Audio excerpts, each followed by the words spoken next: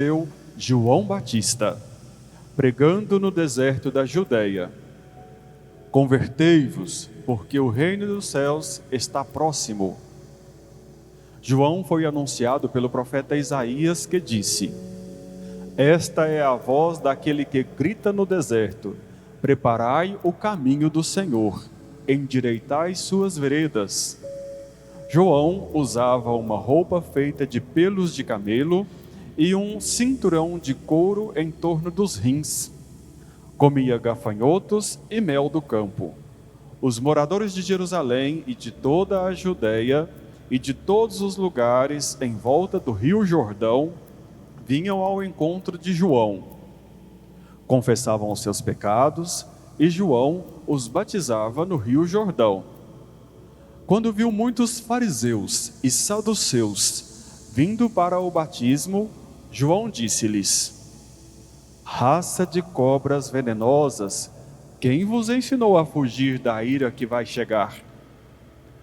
Produzi frutos que provem a vossa conversão. Não penseis que basta dizer: Abraão é nosso pai. Porque eu vos digo, até mesmo destas pedras, Deus pode fazer nascer filhos de Abraão. O machado já está na raiz das árvores, e toda árvore que não der bom fruto será cortada e jogada no fogo. Eu vos batizo com água para a conversão, mas aquele que vem depois de mim é mais forte do que eu. Eu nem sou digno de carregar suas sandálias. Ele vos batizará com o Espírito Santo e com fogo. Ele está com a pá na mão. Ele vai limpar sua eira e recolher seu trigo no celeiro, mas a palha ele a queimará no fogo que não se apaga. Palavra da salvação. Glória a vós, Senhor.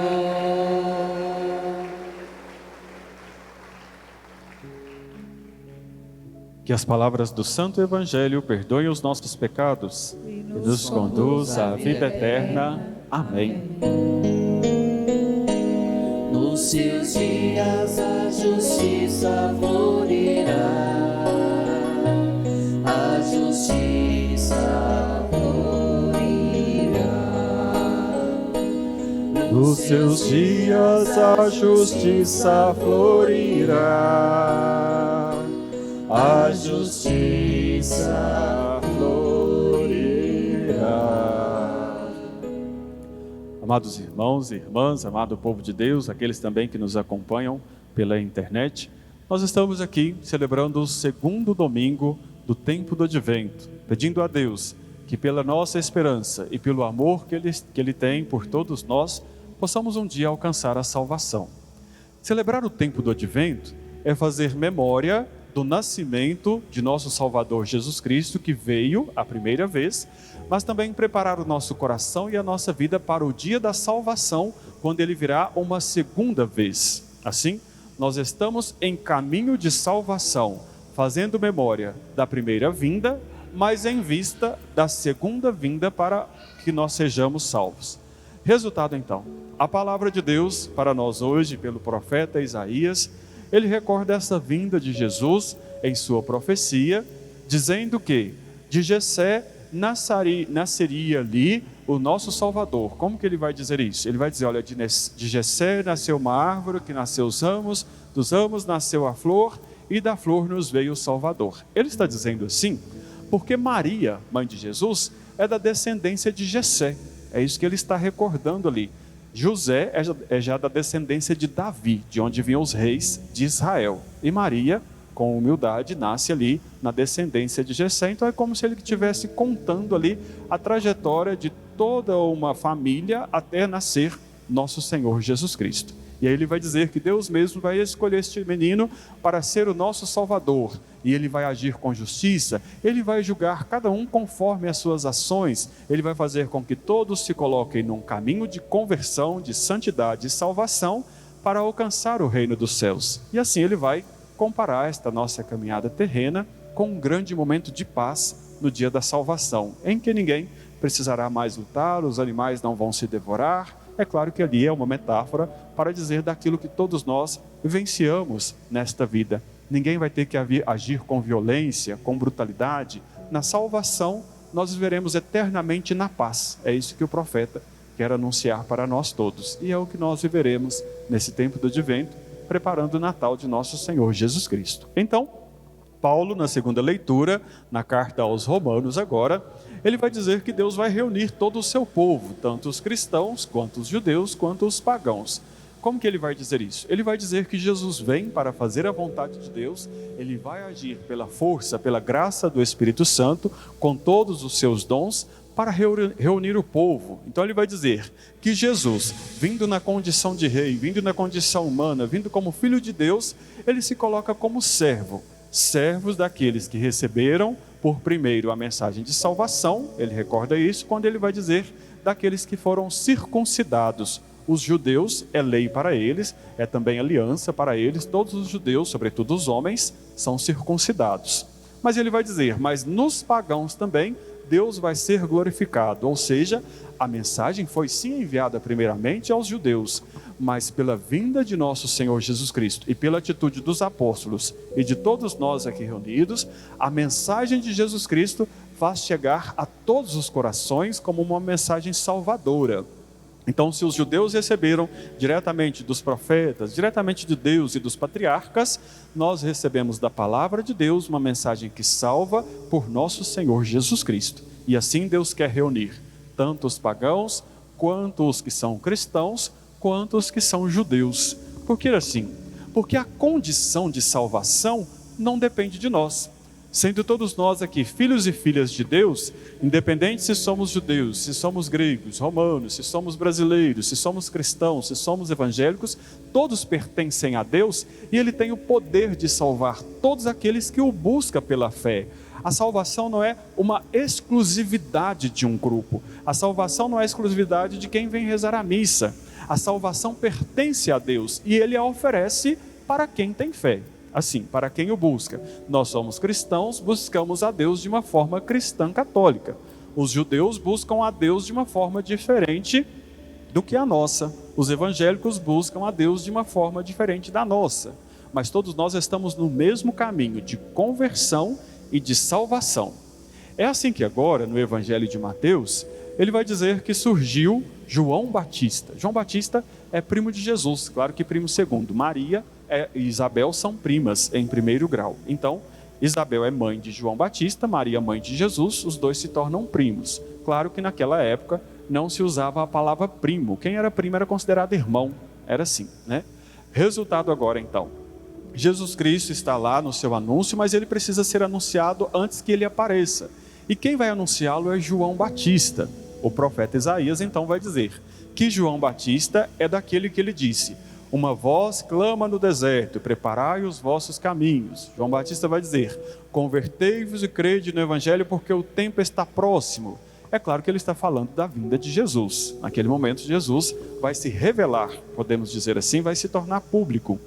E é João Batista que vai apresentá-lo a todas as nações. João Batista ele aparece de forma simples, de forma humilde. Como nós sabemos disso? Porque ele se vestia com roupa de pelo de camelo, comia gafanhoto e mel do campo e vivia por ali, no deserto e próximo ao Rio Jordão, um lugar muito simples. Ele não vivia dentro de Jerusalém, dentro da cidade, vivia nas redondezas, mas na sua simplicidade ele se valia da voz e de ser profeta para falar do reino de Deus, para mostrar a nós que nós não precisamos de muita coisa. Nós precisamos da humildade e da presença de Deus em nós para anunciarmos a salvação. Nós não precisamos de grandeza, nós precisamos da humildade e da fé. É assim que João Batista anuncia o reino de Deus. E agora vejam bem, ele está lá a batizar. Batista não é o sobrenome de João.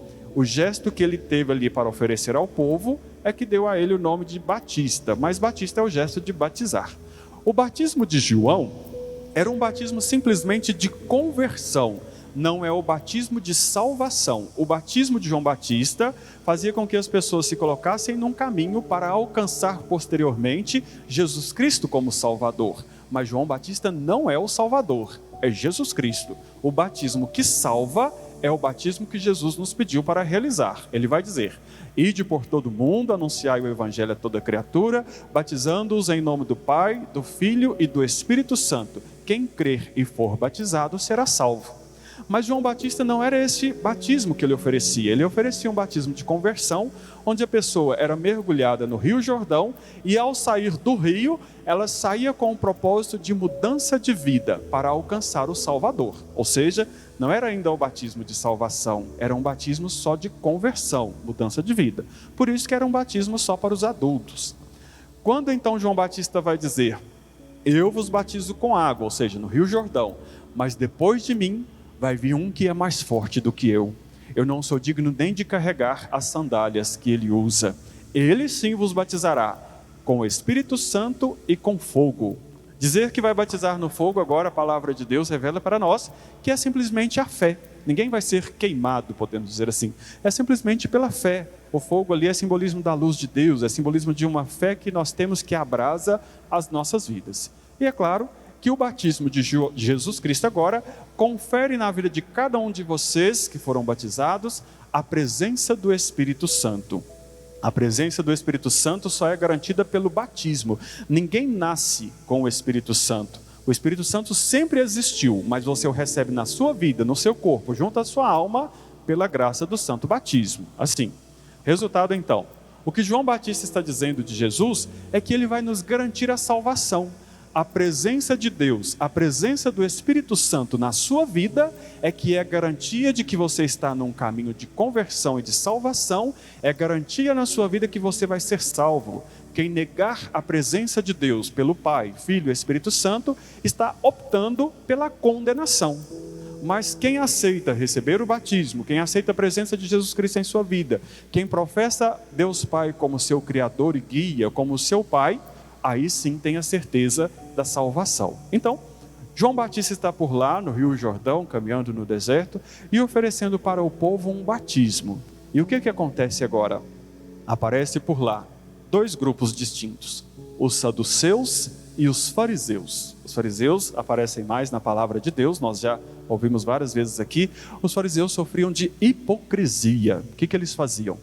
Eles conheciam a palavra de Deus, eles sabiam ensinar a palavra de Deus, eles viviam constantemente dentro do templo de Jerusalém, eles sabiam todas as leis judaicas para serem considerados mestres da lei, mas eles não sabiam viver. O que eles faziam então?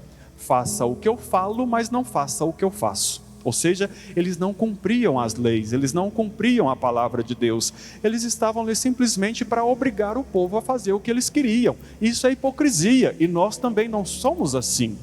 Vocês que são pais e mães, ao educar os filhos de vocês, peçam para os filhos de vocês aquilo que vocês também dão conta de fazer.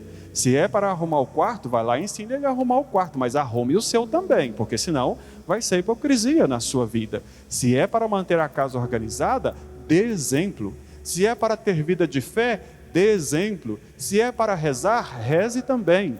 Ou seja, os fariseus não faziam isso. Era hipocrisia na vida deles. Cobravam do povo fardos pesados que eles mesmos não queriam carregar. Então João Batista vai ficar bravo com eles. O outro grupo é o grupo dos saduceus. Quem eram os saduceus? Os saduceus eram soldados do templo de Jerusalém, da sociedade judaica, do povo de Israel. Embora era dominado pelo Império Romano, mas eles também tinham a sua organização, o povo de Israel, o povo judeu. E o soldado judeu, ele se valia apenas da força física. Ele se achava melhor do que os outros pela sua força. O soldado era escolhido pela força física e não pela fé, não por acreditar, não por crer na palavra de Deus. E ele acreditava que seria salvo pelas suas próprias forças. Vejam bem agora que ele também sofria de um mal terrível. Ele sofria ali de prepotência. Acreditava só em suas próprias forças. E chegam os dois grupos para João Batista pedindo o batismo de conversão. Olha o que João Batista vai dizer: raça de víboras, que gestos que vocês mostram para vir buscar a conversão? João Batista está dizendo que eles são maus, quando chama eles de raça de cobras venenosas, é o que está dizendo aí no Evangelho. Ele está dizendo que eles não têm um coração preparado para a conversão, eles não querem mudança de vida. Cuidado para que essa palavra não caia no seu coração como um peso gigantesco, porque nós bem sabemos que em determinados momentos as nossas ações também são venenosas. Quando nós pecamos, quando nós erramos, quando nós guardamos ódio, mágoa e rancor em nossos corações, Jesus poderá também te chamar de cobra venenosa. E olha que tem gente destilando veneno aí para todo lado. Cuidado para não perder a salvação. Tem que ter cuidado, porque olha o que João Batista vai dizer. Que gesto você nos mostra para mostrar que está num caminho de conversão? João Batista identifica os saduceus e os fariseus como alguém que não tem propósito de fé, propósito de salvação, propósito de amor, de justiça, de esperança, propósitos de bondade, propósitos de um coração que quer alcançar a Deus. É o que João Batista observa ali na vida dos saduceus e dos fariseus. E aí ele vai dizer para eles: olha, cuidado porque o tempo está próximo. Vai vir o tempo em que Jesus já estará com a pá na mão e ele vai separar a palha do trigo. O trigo vai ser reservado para o celeiro, mas a palha ele vai queimar. O que João Batista está profetizando? Que quem for pessoa boa, Jesus Cristo vai vir recolher para a salvação, mas aqueles que são maus serão jogados para o fogo que nunca se apaga. Ele não está falando ali de colheita, ele está falando de vida, ele está falando da nossa conduta. E celebrando o tempo do advento agora, nós temos que ter esta mesma certeza que nós levaremos para a nossa ceia de Natal, num caminho em que nós desejamos alcançar a salvação, nós levaremos aquilo que só pode nos salvar. É tempo de conversão, de mudança de vida.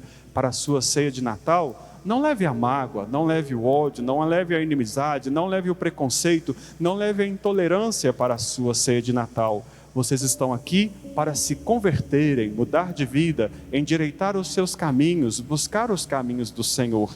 Ainda é tempo de você se reconciliar. Reconcilie com a sua esposa, reconcilie com o seu marido, reconcilie com os seus pais, reconcilie com os seus irmãos. Busque conviver bem com as pessoas, com os seus vizinhos. Busque conviver bem com o seu sogro, a sua sogra. Busque conviver bem com os seus amigos, busque conviver bem até mesmo com quem não te deseja tanto bem assim, porque a pessoa que deve ser boa é você. Não cobre do outro aquilo que você não é. Se você quer que o seu vizinho se torne uma pessoa melhor, seja você uma pessoa de coração bom. Se você quer que parem de falar de você, que inventem mentiras e fofocas, seja você mesmo a barrar estas coisas no seu coração. Se você quer alcançar o amor de Deus, seja você o primeiro a oferecer amor aos outros. Se você não quer inimizade, não seja você primeiro a causar inimizade na vida das pessoas. Leve para a sua ceia de Natal aquilo que você quer levar para o dia da salvação. E aí cada um vai ter que se perguntar: o que é que eu tenho no meu coração hoje? Como foi que eu cheguei aqui na igreja para celebrar a Sagrada Eucaristia? O que é que deve mudar em minha vida que me impede de ser salvo? Porque de fato, povo de Deus, nós temos que ter o cuidado para que o nosso Natal não se torne simplesmente um teatro. Porque para a ceia de Natal, se você só se preocupou com comida, com as bebidas, com os enfeites, com as luzes, e não se preocupou com aquele que nós festejamos, que é o próprio Filho de Deus, o seu Natal já se tornou um teatro faz tempo. Ou seja, não tem ali o Salvador na sua vida natalina. O Natal que nós cristãos festejamos é a vinda do Filho de Deus. Se transformou em festa, festeje o nascimento do Filho de Deus. Se transformou em luzes, que a luz do Filho de Deus ilumine os seus caminhos. Se transformou em comida e em bebida, festeje porque nós recebemos um Salvador que nos garante a cada dia a salvação em nossas vidas. Se transformou em troca de presentes, vamos entender que com Jesus Cristo, quando Ele nasce, nós nascemos junto com Ele e celebramos a nossa vida. O presente ali tem que ser a alegria de sua vida. Me recordei que na missa de domingo passado, uma criança que estava aqui às 9 horas, ela perguntou assim: Padre, por que os adultos dão presentes ruins uns para os outros? E olha o que a criança perguntou. Na ideia dele, o presente era só para as crianças. Qual é o presente bom que você tem para oferecer à sua esposa, ao seu esposo? Qual é o presente bom que você tem para oferecer para os seus pais?